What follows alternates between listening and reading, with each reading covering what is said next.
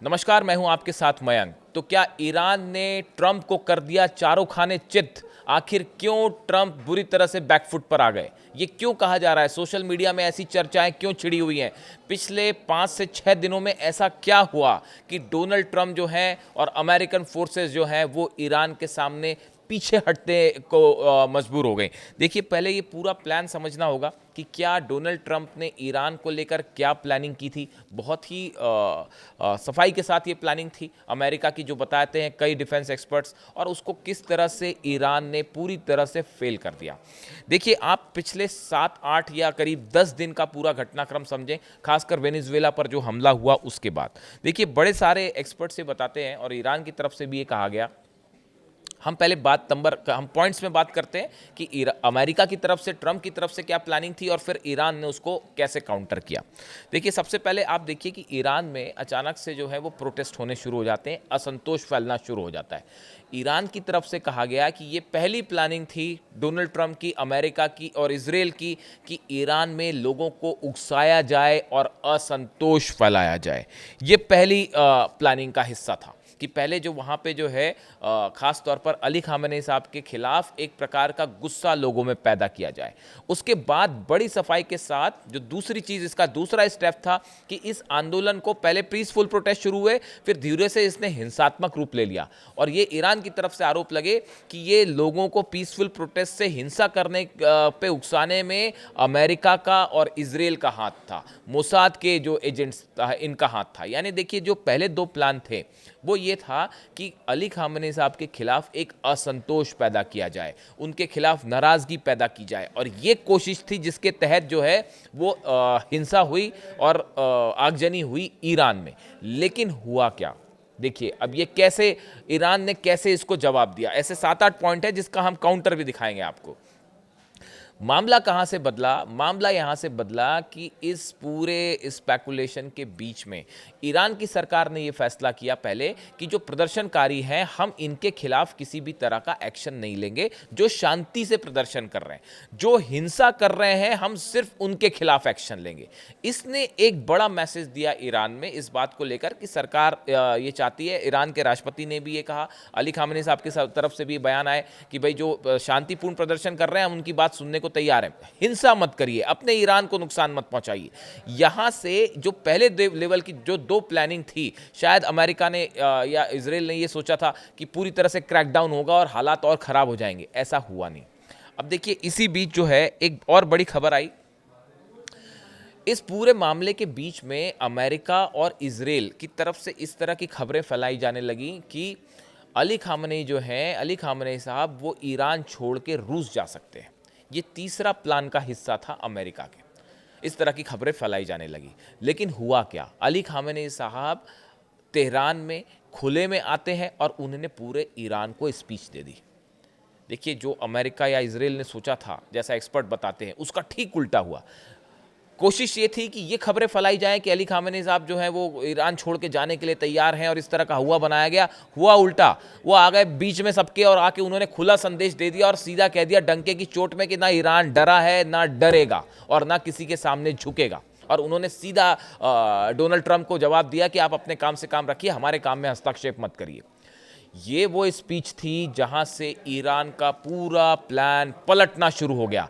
Iran की जनता जो है वो अली खामेनी साहब के साथ और ईरान की सरकार के साथ आके खड़ी हो गई और बड़े लेवल पर जो है वो सड़कों पर लोग आ गए खामेनी साहब के साथ, ईरान की सरकार के साथ। तेहरान में लाखों लोग एक जगह जमा हुए और बड़ा रैली हुई, बड़ी मार्च हुआ और उसमें जो है अली खामेनी जिंदाबाद के नारे लगाए जाने लगे। और वो तस्वीरें खुद सोशल मीडिया से अली खामेनी साहब ने शेयर की और वहाँ से ये जो पूरा असंतोष फैलाने का पहला प्लान का हिस्सा था, ये यहाँ से फेल होना शुरू हो गया और यहाँ से बाजी पलट गई। देखिए, ये वो घटना है जो हमेशा याद रखी जाएगी। 12 दिन की जंग के बीच में अली खामेनी साहब का एक मॉस्क में आके नमाज पढ़ना, वो एक घटना थी जिसने 12 दिन की जंग की सूरत पलट दी थी। और हमेशा ये बात याद रखी जाएगी कि जब ये बातें हो रही थी, ये खबरें फैलाई जाने लगी थी कि ईरान जो है अब वो ख़त्म हो जाएगा और अली खामेनी साहब छोड़ के चले जाएंगे, इसके बीच में अली खामेनी साहब तेहरान में आए, जनता के बीच आए और बेबाक होकर उन्होंने अपनी स्पीच दी और यहाँ से एक बार फिर उन्होंने पूरे हालात पलट दिए। ये बात हमेशा याद रखी जाएगी। देखिए, तो ये जो असंतोष फैलाने वाला प्लान था, ये फेल हो गया। अब इसके बाद प्लान का जो दूसरा हिस्सा तैयार किया गया था, वो ये तैयार किया गया था कि ईरान के ऊपर एयर स्ट्राइक की जाए, हवाई हमले किए जाएं। ये सेकंड प्लान का बड़ा हिस्सा था। पहले असंतोष फैलाया जाए ताकि अली खामेनी साहब के खिलाफ एक सेंटीमेंट हो और उसके बाद एयर स्ट्राइक की जाए। और कोशिश ये थी, जो बताते हैं एक्सपर्ट, कि इसके पीछे कोशिश ये थी कि अली खामेनी साहब को टारगेट करने की कोशिश थी कि देखिए, पहले जनता का गुस्सा उनके खिलाफ भड़काया जाए और फिर उन पर हमला किया जाए। और सत्ता परिवर्तन, मुख्य उद्देश्य था सत्ता परिवर्तन का। जो मेन टारगेट था वो ईरान का न्यूक्लियर प्रोग्राम नहीं था, ना ईरान की मिसाइल। पहली कोशिश थी, ये बात समझ चुके थे वेस्टर्न कंट्रीज, अमेरिका भी, कि जब तक अली खामेनी साहब सत्ता में हैं तब तक ईरान को किसी भी तरह से झुकाना इम्पॉसिबल है, असंभव है। और इसीलिए कोशिश थी सत्ता परिवर्तन की, यानी पहले आप गुस्सा फैलाइए और उसके बाद आप एयर स्ट्राइक कर दीजिए। और संभवतः ये भी हो सकता था कि अली खामेनी साहब को भी टारगेट किया जाता या उनकी सत्ता को हटाने के लिए एयर स्ट्राइक की जाती। ये दूसरे प्लान का बड़ा हिस्सा था। लेकिन हुआ क्या, ईरान ने अपनी 700 खैबर मिसाइल्स जो हैं वो तैनात कर दी। ये वो मोमेंट था जहां से एक पूरा परसेप्शन वॉर का पलट गया। शायद इसका अंदेशा नहीं था अमेरिका को और इजराइल को कि ईरान की तरफ से इतने बड़े पैमाने पर युद्ध की जंग की तैयारी कर ली जाएगी।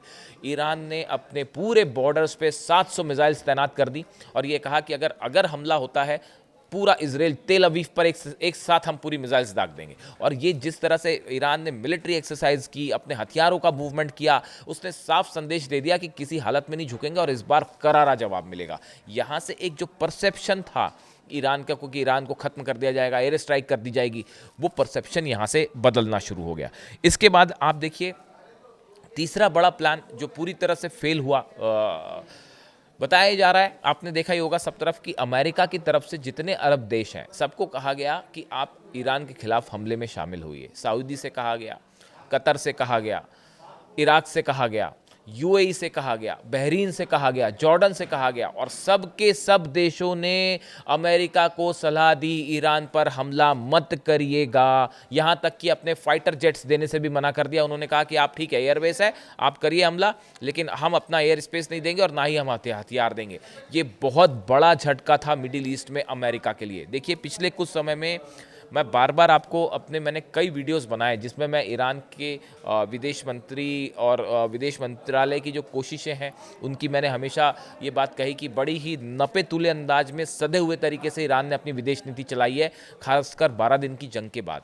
इसका नतीजा देखिए, पूरे अरब देशों के साथ जो है ईरान के विदेश मंत्री ने बैठक की, कई मौक़ों पर बैठक की और धीरे धीरे सबने ये बात महसूस की कि 12 दिन की जंग में ईरान अकेला लड़ता हुआ जब इजराइल पर भारी पड़ सकता है, तो हम क्यों ना जो है इस मामले पे साथ दे।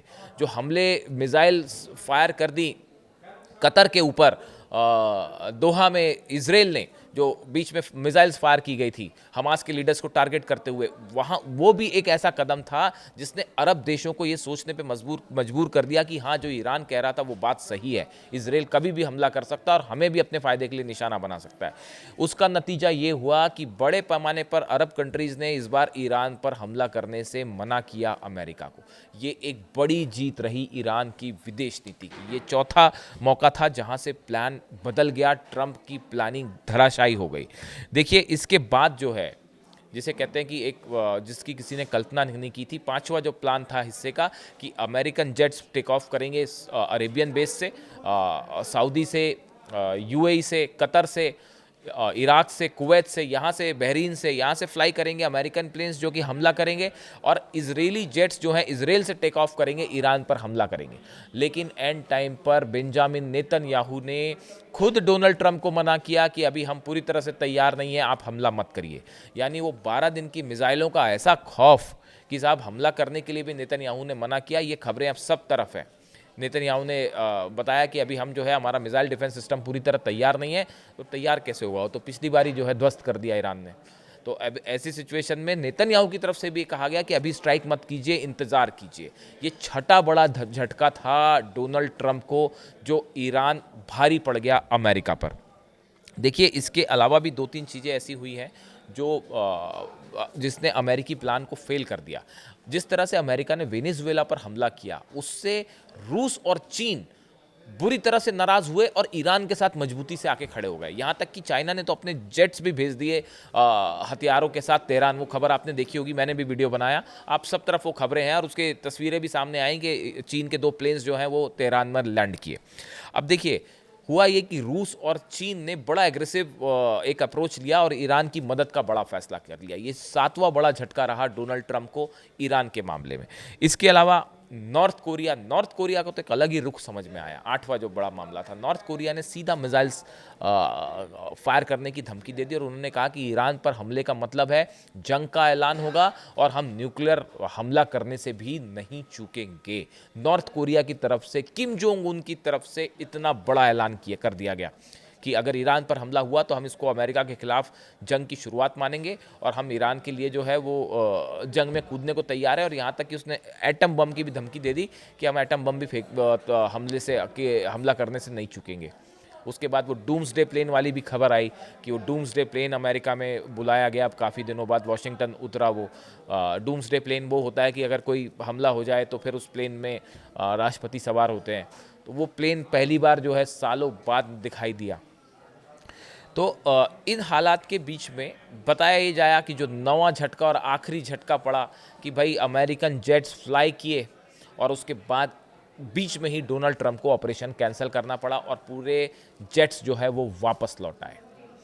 ये पहला मौका होगा इतिहास में जब अमेरिका ने इतना बड़ा ऑपरेशन किया और ऑपरेशन करने की कोशिश की और उसको बीच में रोकना पड़ा। देखिए, आप देखिए अमेरिका की तरफ से जब भी एयर स्ट्राइक्स हुई तो ऐसा कभी होता है कि बहुत ही कम मौके पर हुआ होगा, शायद, मैं तो नहीं जान रहा, जिसमें अमेरिका ने अपने वॉर प्लेन्स भेजे हैं स्ट्राइक करने के लिए और बीच में उनको लौटा के वापस बुला लिया गया। सिर्फ इस वजह से इस बार ऐसा हुआ कि कहीं ईरान ने रिटेलिएट किया और पूरे अरेबियन बेसिस जो हैं अगर वो उस पर हमला कर दिए 8 बेसिस पर, तो कैसे रोका जाएगा ईरान को? यानी ईरान के मिसाइल्स का इतना ज़बरदस्त खौफ कि हमले का प्लान तक अमेरिका को रोकना पड़ा।